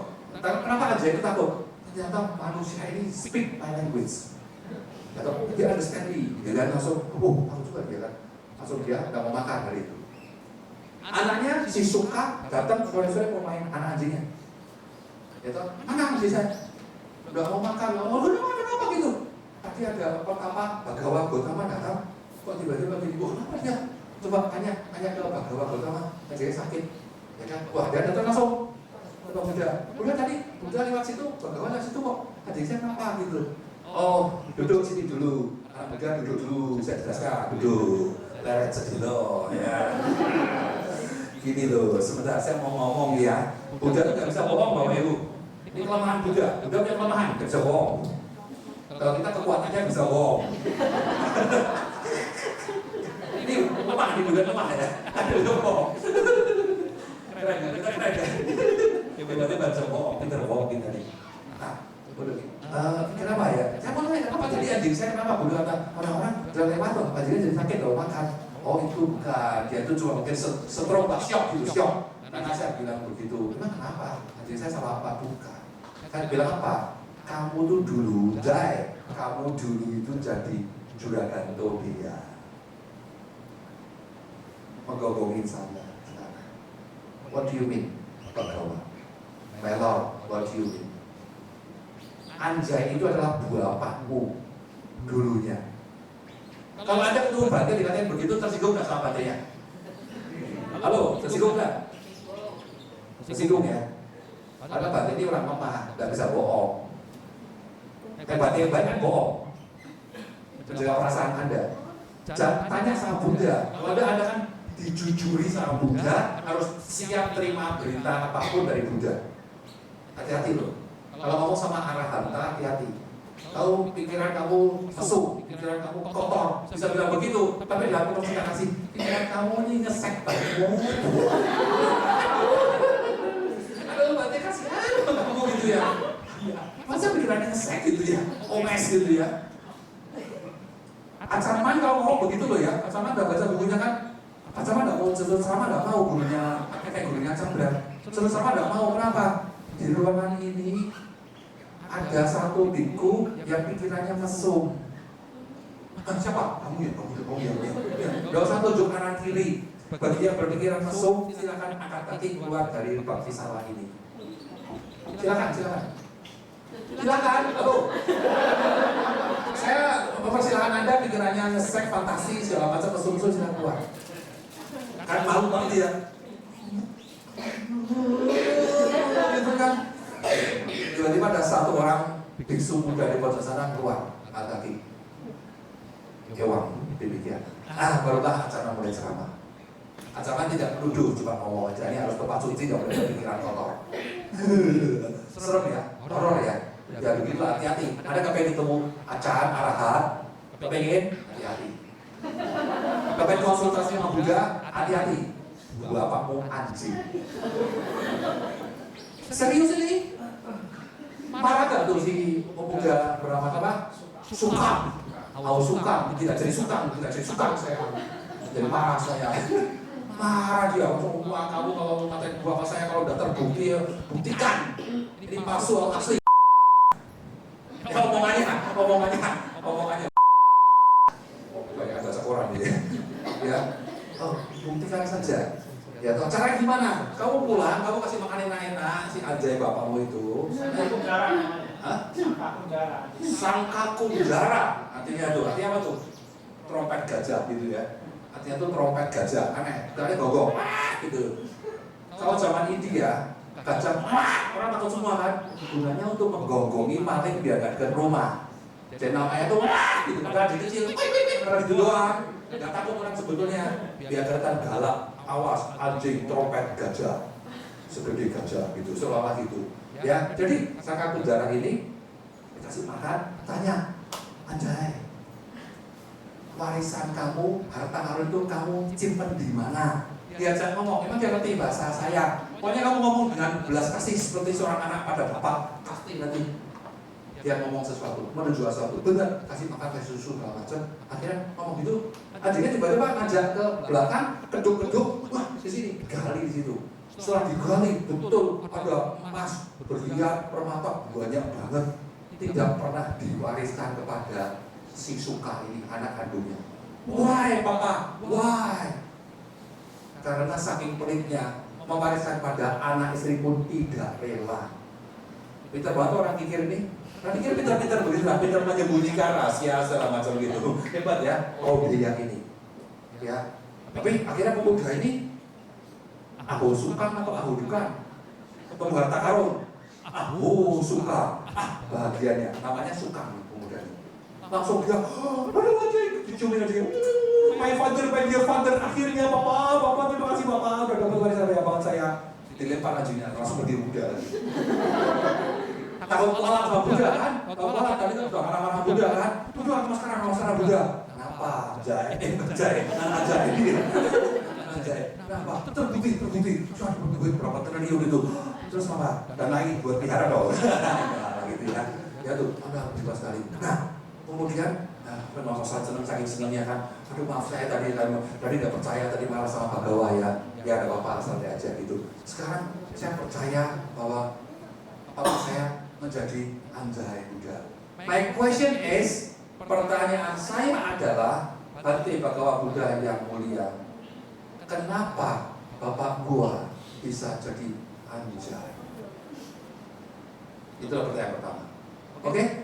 Wah, Buddha tadi kita suruh jujur lagi gitu ya. Langsung keringetan Buddha yang saat gitu kan. Menyeka keringat ya, 3 keringatan Buddha, ada keringatan dulu ya kan. Sendiri lama dah ini ya. Waktu saya tinggal 10 menit. Ya kan? Ya duduklah, sit and listen, I will speak. Kamu punya berapa waktu? Oh Buddha, saya punya seharian Bante. Oke, cukup waktunya. Yang saya bilang 5 menit aja bagaimana menjelaskan ini. Inilah awal dari Sutra Karmawibhaka. Ya, duduk, dijelaskan panjang lebar, lanjut 5 menit. Sudah seharian jelasin ini. Bab 1 sampai 14 mengenai kesehatan dan kekayaan. Digambar ini, digambar di Rani dan di Borobudur seperti itu. Ya, berpikir kasih sayang membawa pada umur panjang. Ya, mau panjang umur, pikirannya harus lope-lope. Love you. Oke, kenapa orang itu umurnya pendek? Kenapa sering sakit? Kenapa jarang sakit? Kenapa rumahmu elek? Kenapa cantik? Kenapa ganteng? Ya, kenapa kurang dihormati? Keluarga rendah, keluarga tinggi, kurang harta, kurang kebijaksanaan, banyak bicara. Ya, dijelaskan detail banget. Jadi Anda bisa tahu jawabannya. Lanjut. Slide. Kalau lama bukan karena saya, tapi karena Koko. Ya. Jadi apa perbuatan yang banyak dihormati? Contoh ya. Kalau Anda mau tahu kenapa nasib saya begini, kenapa nasib saya itu, baca buku Karmami Bagasutra. Gak usah tanya Bante, gak usah tanya apalagi anak indigo. Anak indigo tahu apa? Saya suka bepergian, sering ketemu truk, Bapak Ibu. Truk itu yang nabrak bubun sama saya tadi dulu. Di jalan tol tadi dulu. Di pantatnya truk itu sering ada kata-kata mutiara yang indah-indah. Sutra truk. Keren. Salah satu yang paling indah saya baca di truk. Yang minggu lalu kita baca apa masih tahu? Kita tahu. Yang minggu lalu keren banget waktu kita perjalanan ke Solo di tol Bawen itu. Laki-laki dia mana apa ya? Apa? Bukan lagi. Ya bukan Sutra truk. Nah, kemarin saya lihat Bapak Ibu, truk tulisannya apa? Keren banget, sesuai dengan karma banget dia. Wong liya ngerti apa? Terus baik bahasa Jawa. Wong liya ngerti apa? Halo, apa tulisannya? Orang lain tahu apa? Keren gak tuh? Anda tanya karma Anda kepada anak indigo, kepada Bante, kepada Romo. Saya tahu apa Bapak Ibu? Aku kenal kamu yang orang kok. Orang sana kamu juga kagak kok. Tapi Romo jawab, Bante jawab. Ya kan kepo tuh mereka jawab. Karena Anda tanya sopan santun, kita jawab lah. Asli ya, kami tidak ngerti apa Bapak Ibu. Mungkin ngarang juga, kami ngarang supaya ada senang aja. Mungkin saya mau bilang Anda dulu sebetulnya adalah anjay, gak tega juga saya sebetulnya kan. Gak tega juga, ya udah apa, dulu mungkin Anda kurang apa baik, ujungnya suruh berbuat baik, jangan berbuat jahat, kayak kebajikan gitu aja kan soalnya. Apa, jangan tuh belum, sutra truk. Ya toh? Apa begini kira-kira lebih ya. Orang laki-laki, ya biarpun ganteng, biarpun setia, buat apa kalau gak punya duit? Nah, tepuk tangan buat truk. Ya. Nah itu. Saya tuh foto sutra truk ya. Buat apa ganteng, buat apa setia, buat apa romantis kalau nggak punya duit. Itu langsung tersinggung para laki-laki semua itu ya. Jangan saya langsung, istri saya langsung bilang satu. Nah, sebentar ya. Nah, ini membangkitkan bodhicitta membawa pada banyak dihormati. Yang belum tahu bodhicitta, nah ini bodhicitta. Ini tekad atau sumpah bodhicitta. Para bodhisattva selalu bilang begitu, semoga aku menjadi obat bagi yang sakit, makanan bagi yang lapar, minuman bagi yang haus, harta bagi yang kekurangan, dan seterusnya. Berani bersumpah seperti ini? Belum. Semoga jadi obat bagi yang sakit. Makanya gua bikin yayasan Cancer Care. Lanjut. Koko. Nah, kemarin kelahiran. Kenapa manusia lahir di neraka? Lahir jadi anjay, lahir hewan di dunia jam atau peta itu peta makhluk peta artinya apa? Lalu apa? Romo Andreas, peta artinya mangkat, berangkat ya. Oh beliau sudah mangkat, artinya apa? Sudah mati ya, sudah berangkat. Hantu maksudnya, di sini hantu yang sedih, hantu yang susah gitu ya. Itu sebenarnya artinya berangkat. Asura. Kenapa lahir di alam surga dan neraka? Sebabnya apa? Ada di Borobudur juga. Lanjut. Ya, ini arrangement aja, penataan. Ada juga yang menarik saya bahas sebentar ya. Kenapa? Lanjut. Ini contoh. Nah, kenapa kita bisa lahir di neraka tapi tapi full time, tapi half time, tapi part time, short time. Tapi saudara kayak check-in di hotel ya, bisa check-in sehari, seminggu atau bisa short time juga gitu ya. Jadi neraka bagi agama Buddha itu tidak forever Bapak Ibu. Tergantung. Contohnya, kenapa cuma short time nerakanya? Kalau kita salah, tapi kita menyesal, kita menjadi jijik, galau, mundur, mengaku, ya, dan bersumpah memantang kesalahan kita, tidak akan mengulangi lagi ya. Kita akibatnya kesalahan itu sudah kita tobat, sudah kita minta maaf, akibatnya kita lahir masuk surga, enak, kabar. Lahir tetap masuk neraka, tapi short time. Tapi kalau kamu salah, kamu tidak ngaku, malah menipu, malah pembenaran diri, ya masuk neraka, tapi bisa long time atau full time. Lanjut ya. Jadi surga neraka pun tidak abadi. Next. Ya, cerita anak durhaka Maitreya Kayaka yang maling kundang Buddhis. Ada, dia demi karir, dia berkelana meninggalkan ibunya janda tua yang butuh teman seorang anak. Dipegang-pegang kakinya, jangan pergi anakku, jangan pergi mama, kesepian kamu. Di sini pun makan cuaca sudah cukup. Kenapa harus demi karir menyeberang samudera, nanti kamu mati, ibu mati, gak lihat kamu. Sama sekarang pergi kan bisa, nanti ada WeChat mama, nanti ada WhatsApp mama, saya bisa pakai Zoom mama. Zaman dulu pergi bisa nggak kembali ke Bapak Ibu. Gitu, dari samudera saudagar begitu. Akhirnya mamanya baik hati, nggak rela anaknya karir di luar negeri. Mamanya mati terdiam kepalanya, kayak juang sap kepala mamamu tadi. Ya, bukan sepak bola sepak. Nah, ada di Borobudur kembali. Akibatnya dia masuk neraka, tendang kepala mamanya durhaka. Makanya ya, utamakan orang tua bakti nomor 1. Miskin nggak apa-apa, asal bisa merawat orang tua. Karir nggak terlalu maju nggak apa-apa, asal bisa dekat sama orang tua, merawat hari tua orang tua yang kesakitan dan kesepian. Inilah nilai-nilai lebih tinggi daripada kekayaan ibu bapak. Ladies and gentlemen. Nah ini ada, lanjut. Ini juga, ini serem, horor. Ya, nanti baca komiknya kalau mau tahu detailnya. Lanjut. Ya, contoh lagi perbuatan buruk, macam-macam ya. Karena ya tadi melanggar sila, dan macam-macam itu. Lanjut. Nah, ada efeknya juga sebelumnya. Ini, kalau kita tuh berbuat buruk dan seluruh rakyat berbuat buruk, kita bisa berakibat pada ekosistem. Ya, jadi buminya bisa global warming atau mengalami pendinginan bahkan. Jadi ternyata karma kolektif kita ini bisa mempengaruhi utuh niyama dan bijak niyama. Bisa terjadi kelaparan, bisa tuh desa bisa ada paceklik, hasil panen gagal dan macam-macam. Ternyata wah ada akibat karma kolektif Bapak Ibu. Auranya jadi gelap. Percaya nggak tuh? Saya sih cukup percaya Bapak Ibu ya. Bayangin ya, satu wihara ini doanya jelek terus, auranya tiba-tiba jadi gelap di sini.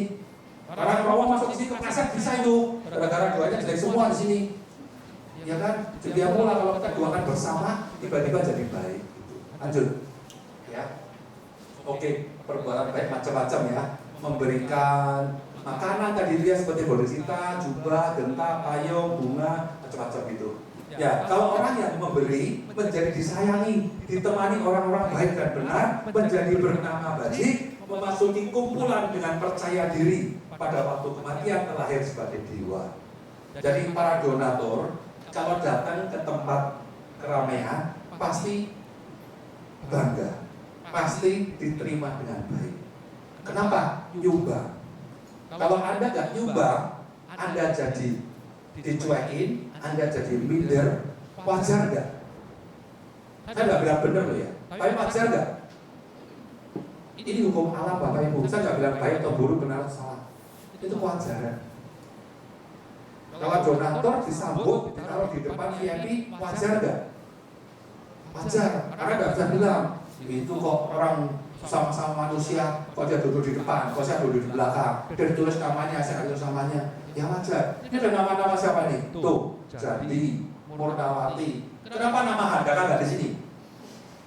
Halo, kenapa nggak adil di panitia? Pengurusnya udah bener nih. Ya wajar, kita menghormati orang yang kalau saya kesini ada anak saya, William, nama papa di sini loh. Bukan berarti saya sombong. Saya bilang, papa ini kalau mati, kamu masih bisa ingat, papa pernah nyumbang miliaran ini, mungkin 100 juta di sini. 100 juta ya Pak ya? Iya 100 juta kan? Ya, betul 100 juta. Berapa sih nyumbang dapat ini? 10 juta mungkin, ya berapapun lah penting gitu ya. Tapi maksudnya buat contoh anak muda generasi berikutnya gitu. Orang baik harus dicontoh. Ya, lanjut. Nah, ini terakhir ya. Hati-hati dengan karma, reaksi berantai karma. Ya, sederhana. Itu sangat rumit sekali. Hanya seorang sama Sang Buddha yang mampu menjelaskan tentang hukum karma. Hukum karma adalah salah satu yang dikatakan Buddha sebagai acinteya. Acinteya itu bahasa Pali artinya unthinkable, yang nggak bisa dipikirkan. Maksudnya gimana? Sebetulnya ya Bapak, tidak satu orang pun kecuali sama Sang Buddha yang tahu kenapa kamu bisa begini, kamu bisa begitu. Jadi tolong nggak usah tanya orang sakti, tanya Bante, tanya Romo, tanya Indigo, ngomong kosong. Tanya Buddha boleh, tapi hati-hati siap kaget. Nanti yang Buddha tuh punya kelemahan, gak bisa bohong, gak menyenangkan Buddha ini. Makanya saya juga mau jadi pembicara yang belak-belakan sebetulnya Bapak Ibu. Saya nggak suka sama kamu ya bilang aja, saya nggak suka gitu. Saya suka, saya bilang suka. Apa adanya. Kamu jelek ya bilang jelek itu nggak bagus. Ini bagus. Apa adanya. Tapi tetap love you, tetap saya. Ya. Jadi acinteya. Kita jadi nggak tahu apa. Enggak. Untung ada sedikit kisi-kisi yang diberikan Buddha. Garis besarnya doang. Sebab dan akibatnya saja. Proses mekanisme of action. Kalau di pharmaceutical mechanism of action. Jadi mekanisme karmanya, ya, teknologi karmanya hanya Buddha yang tahu. Aneh sekali, kenapa gini? Bisa langsung nggak langsung, ya, sebagian atau seluruhnya, ruwet sekali. Kalau Buddha scan kamu, tengkorak kamu, sumpah kamu di scan, baru Buddha tahu. Anak indigo, karang. Serius Bapak Ibu. Oh jelas-jelas disebutkan hanya seorang Buddha yang bisa mengupas sesuatu yang acinteya, yang unthinkable, yang bisa dipikirkan ini. Nah, Buddha yang kisi-kisinya.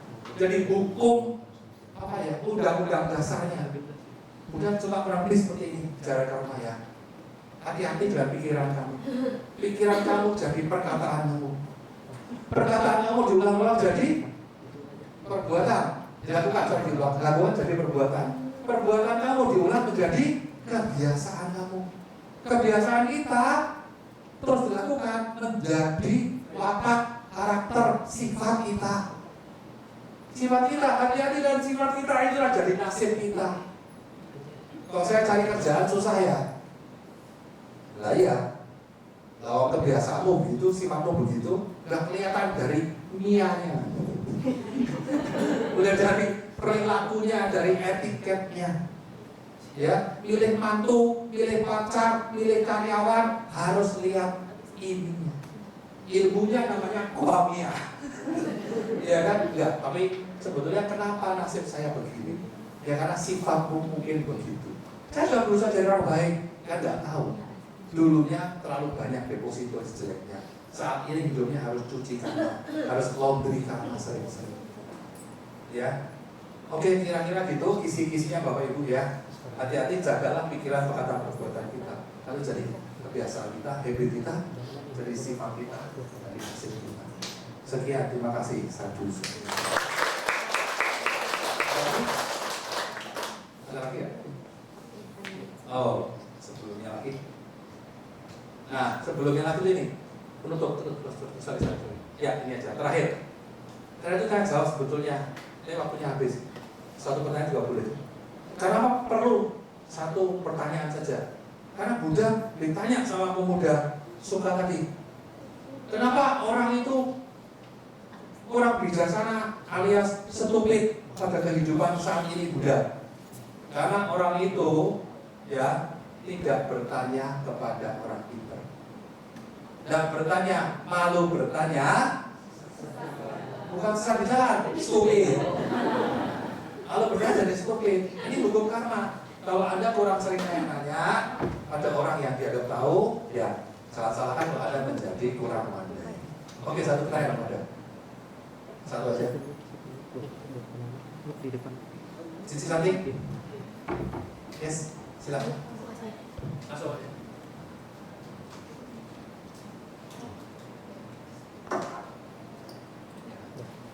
Udah. Apa masih? Masih ada. Tahu budaya semuanya. Kamu jangan ya, kamu sanggah ya. Pokoknya, Ya. jadi kan tadi di situ ada ngejelasin yang merasa full time, half time, Iya. yang gitu-gitu. Short time, kita short time aja lah kita.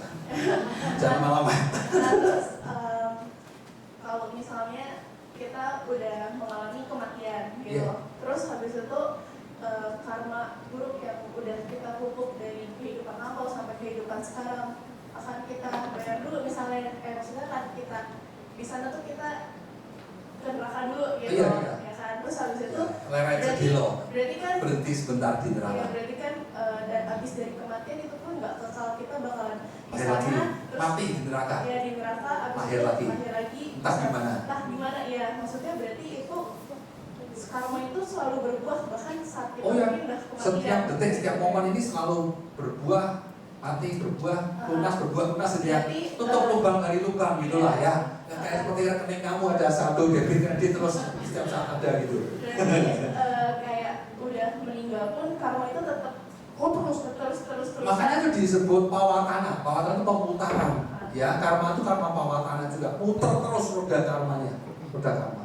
Karena kan aku pernah dengar juga apa namanya, misalnya kita udah berbuat jahat, pasti kan manusia ada jahat, ada baiknya, ada jahatnya gitu-gitu. Terlahir dulu di neraka. Kita kayak ya udah menerima apa yang udah kita lakuin pada waktu hidup gitu. Terus ketika itu semua udah kita bayar ibaratnya gitu, kita bisa terakhir lagi di alam lain gitu, bisa jadi di alam dewa, bisa jadi Bisa. di alam ya 31 alam kehidupan. Marah, tau nggak dewa marah? Marah, dewa kematian, marah. Marah itu kan setannya agama Buddha kan? Iya, tapi setan agama Buddha itu keren. Bukan di neraka, bukan di alam hantu, bukan di alam asura. Setannya pun dewa di surga tertinggi. Itu hebatnya kan? Buddhanya sekarang setannya pun keren gitu loh. Berarti Keren. ya, Itu setan tapi tinggalnya jadi dewa kelas tinggi loh. Alam ke-11. Para Nitita Wasawati. berarti konklusinya Setannya keren. Kamu mau nanya apa sih? What is the question, please? jadi ya yang tadi itu Oh, kok bahas sesi kedua? berputar-putar ya gitu. Iya, perputaran Jadi, roda kalau dharma. udah lahir di neraka, selesai dari itu dia terakhir lagi di Ya kita alam selalu kubur. check in, check out tanpa henti sepanjang masa. Iya, itu maksudnya setelah kematian berarti itu terus. Oh iya, itu namanya samsara. Samsara tahu artinya? Halo, samsara. Samsara itu lawannya nirwana atau nibbana. Samsara artinya apa? Samsara? Samsara itu neraka. Neraka itu niraya. Penderitaan itu duka. Duka. Samsara itu artinya bukan duka. Samsara artinya adalah traveling, pergi-pergi, journey, ya, pengembaraan. Jadi pengembaraan di dalam samsara. Apa? Karena pergi-pergi terus, check in, check out. Nah, kamu kan pergi-pergi kan check in hotel ini, check out lagi besok pindah ke negara lain, pindah ke hotel lain gitu kan. Kita check in, check out di alam-alam kehidupan, namanya samsara. Samsara itu traveling artinya pengembaraan. Orang Jawa plesetin dikit, samsara jadi sengsara. Sengsara jadinya menderita kan? Ya benar juga kamu nih. Ya.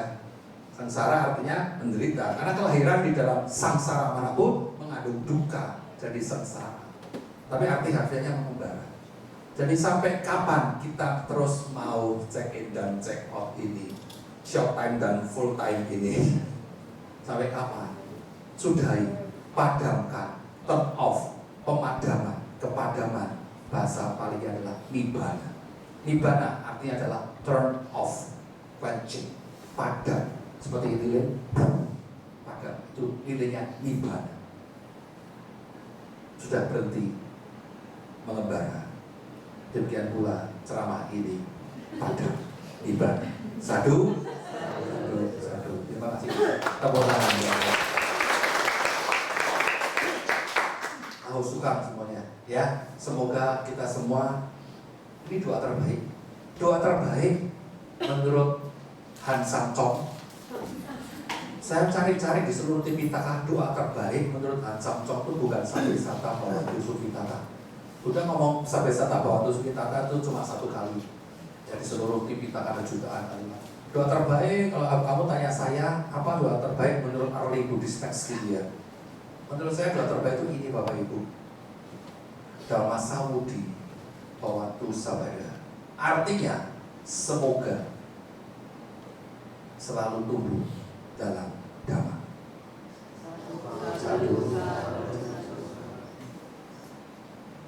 Semoga selalu tumbuh terus ya. Karena sangsara ini lama Bapak Ibu. Sampai jumpa di Nibbana.